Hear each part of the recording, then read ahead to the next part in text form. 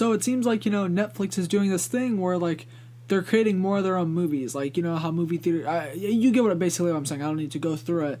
But they've started to do a lot more movies and TV shows, and usually I try to watch them, It's cool to see what Netflix can do. Like, because, they just started off as, like, a blockbuster on-demand type thing, but now they've really branched out, and they're starting to do their own stuff. So I think it's interesting to watch what they make, and most of the time I've been pretty impressed, or, just like, oh, okay, that was entertaining. But, I mean, the Adam Sandler ones, those weren't really that good, except the first one. I like The Ridiculous Six, but, like, other than that, I've been relatively impressed. But after seeing this movie, Little Evil, I don't know, it was not good.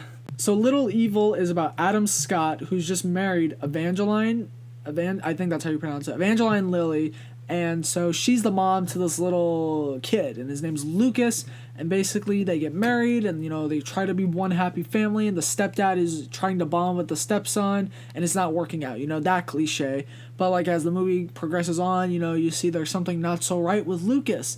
And so Adam Scott does his research, and basically it turns out the kid is the Antichrist. And so he's going to end the world or something, and so Adam Scott has to stop him. There's your plot right there. And was it good? No, because we've seen this before.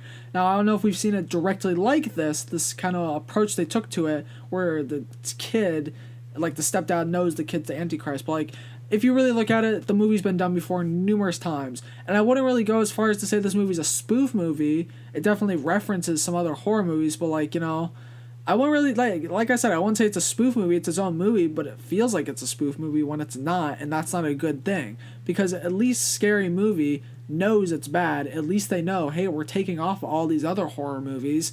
But this one I don't think really knew that. It kind of took off the other horror movies, and they're like, no, we're our own thing. But yeah, it really wasn't. It was kind of weird. And I don't know, it just didn't work. It didn't feel right. I think the biggest problem I had with the movie is that the two main characters, Adam Scott and Evangeline, I don't know how to pronounce it. Oh my gosh, it keeps bothering me. But they have no chemistry together. It doesn't really feel like they would be married. Because, I mean, I'm not one to judge on looks, but, like, look at Adam Scott and look at her. Then look back at Adam Scott, then look back at her.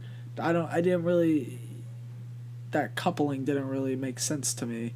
I don't know where they got that idea, but, like, I don't know. Their chemistry didn't work, and, like, even the chemistry between the dad and the son didn't really feel like it worked either. There was one scene, the only scene that I actually was entertained throughout the whole movie was a scene where they actually were eventually bonding at a water park. It's about a 5-minute scene. That was the only scene I actually liked, but the rest of the movie, I don't know, no one really had any chemistry with each other, and it felt really awkward. Even Adam Scott's best friend, played by Bridget Everett, is that how you pronounce it? Everett, yeah.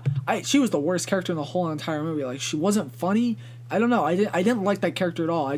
She's that kind of character that, she's stupid, but at the same time, like, you could be the smart character, but yet she's just the stupid character. It's like, something bad's about to happen, and I said I'd have your back 5 minutes ago, but something bad's about to happen, so I'm gonna get out of here. That's literally a scene in the movie. She says, I'll have your back no matter what, and then they see something spooky happening, and they're like, yeah, I'm out of here. I was just like, that's not that funny. I mean, I don't know. I never really found that element funny, unless they do it right. If they do it right, it can be funny, but, like, the way they did it didn't really feel that funny.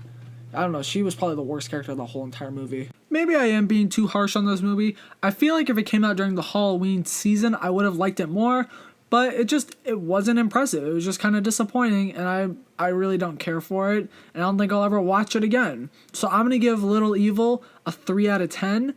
I don't know, I said there was that one scene I liked where they were at the water park, but other than that, this movie just didn't fly for me. It wasn't good, sadly. Thank you all so much for listening. I have one of my most anticipated reviews coming next weekend, because it's a movie I've been waiting for a long time, and I'm really excited for it.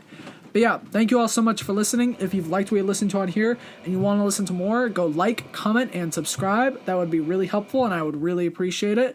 All the links to all of my social medias are listed down below in the description. Other than that, this has been A Talk in Depth.